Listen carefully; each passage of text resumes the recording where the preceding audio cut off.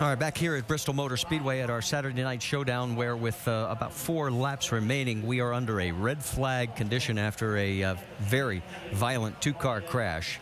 And there is Charlie Glotzbach as he has climbed out of his car. And Charlie, at the age of 71, from Edwardsville, Indiana, being assisted over to the medical care unit. And it's good to see that he is walking with some assistance, but getting some oxygen there. And there you see in the distance the crews working on the 21 of Larry Pearson. We still do not have any word from medical officials, so unfortunately there's nothing we can tell you right now other than that they are working at extricating Larry Pearson. Stay with us.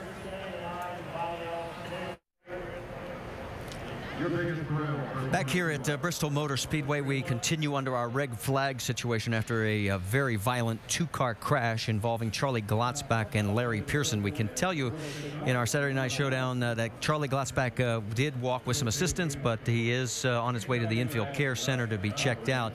But to get more on Larry Pearson's situation, let's bring in the man who knows the most of all of us, and that's for sure is Dr. Jerry Punch. Doc? Well, guys, you hate to have to report when you're a medical doctor or when you're a trauma doc to see these things happen at the racetrack. And as you see what's happening, what they're trying to, the big orange board they're using, that is a backboard. And they've been very, very deliberate and very careful to pull some of these roll bars and pipes away to be able to get the board underneath Larry Pearson and be able to strap him with that board and pull him straight up out of the race car. You don't want to bend him. You don't want to move him. You see them putting him on that backboard. They have an oxygen bag and a mask on him, and so he would put him on the backboard and put him in an ambulance and take him out. His brother Ricky Pearson, his brothers Ricky Pearson and Eddie Pearson are there. They have sent someone over to talk to his dad David and let him know what's going on. But they have been able to get now Larry Pearson out of the car. We'll put him in an ambulance and take him to a nearby medical center, probably in Johnson City. So they are being very deliberate, which is what they should be. And again, the reason it's taking so long is because the car did the roll. In the old days, these roll cages were very, very close to the driver, and you want to make sure you pull the bars away from the driver and free up the legs in the lower part of the roll cage, because it was a very violent impact there in the driver's door. Doc, has anybody given you any indication of his medical condition at any point here? They have not so far, and I've seen them come over and talk to Eddie Pearson and Ricky Pearson, the two brothers who are standing there, and they have sent for a car so they can go to the medical center to meet the ambulance when it arrives there as soon as it leaves here in just a few minutes. So, all right, thanks for the update, Doc, and I know you'll pass along any further information that you get from down there on the scene. And as we said, folks, just keep thinking positive thoughts. We will pass along anything that we can get before we go off the air and before the end of this event.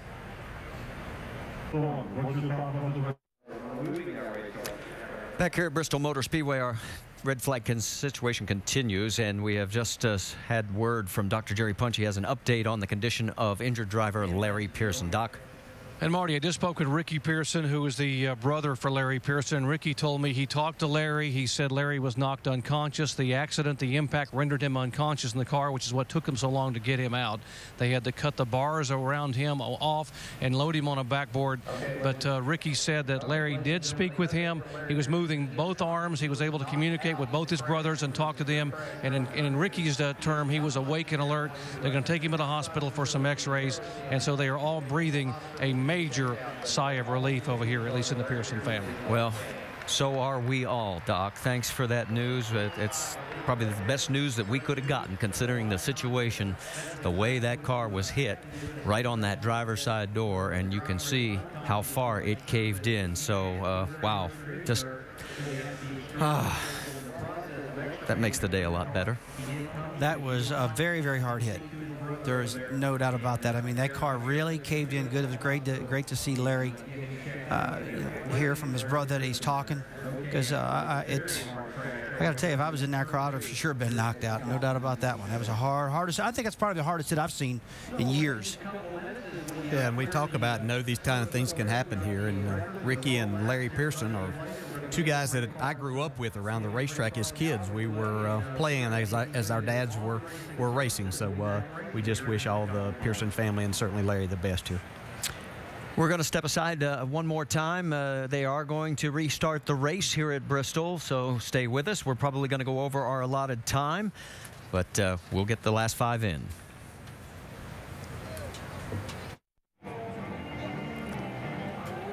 Back here at Bristol Motor Speedway, where our red flag situation continues, let's update you if you are just tuning in. We've just passed the bottom of the hour with about, officially 5 laps remaining in this Legends race.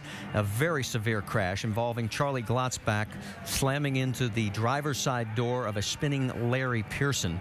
And we did, just before we went to commercial break, that's the remains of Charlie Glotzbach's car, get an update from Dr. Jerry Punch. He talked to Larry's brother. Larry's brother said he was alert, that he was able to talk to him. They are transporting him as we speak to a Johnson City hospital. If we get further information, we will pass it on. Now, we are going to show you this one time in real speed, and we want to warn you that this is a violent crash. So if you've got young ones and you don't want to see it, turn away right now.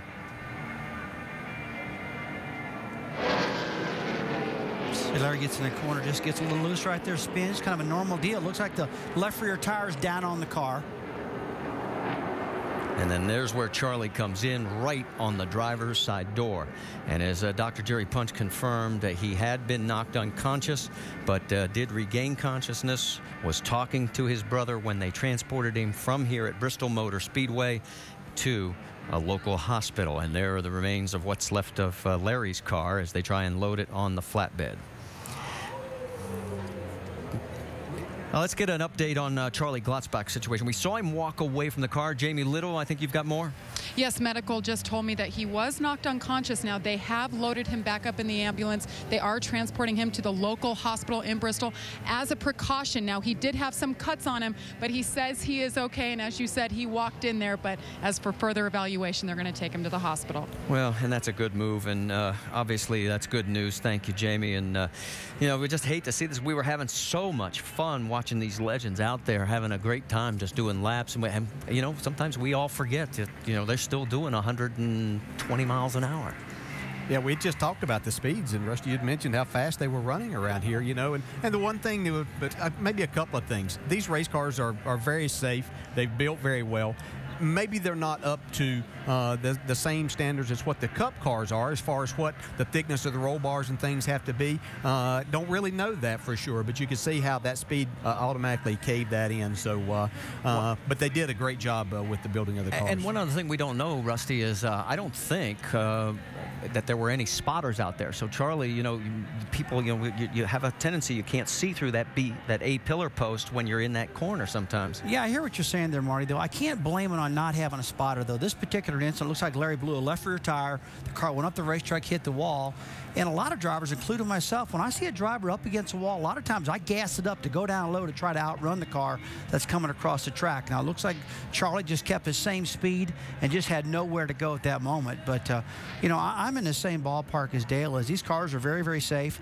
This is the worst thing you want to see a driver have happen to you, get hit in the door.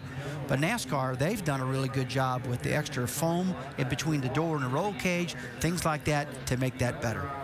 All right, so they are finishing the cleanup process here. If we do get more word from the hospital, we will certainly pass it on. We'll take another break and come back to wrap up Saturday Night Showdown.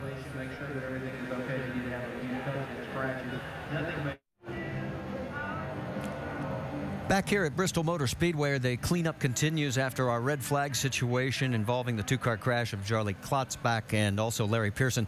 That is David Pearson. That is a live shot of him. He is putting his helmet away. Obviously, he has withdrawn from the race. 5 laps remaining, and he is going to head to the hospital. Let's get more from Vince Welch. Well, guys, even before the accident, they were considering bringing David Pearson in because he had grazed the wall a little bit earlier and had knocked the toe out of the car, and it was becoming very difficult to handle. And then once the accident took place, they radioed to David, and David at that point was going to stay in the car until the race finished. But because of the way the car is handling and the situation involving his son Larry, he's decided to go ahead and get out of the car, get changed, and get to the hospital. And probably in the best sense of things, the right decision to make.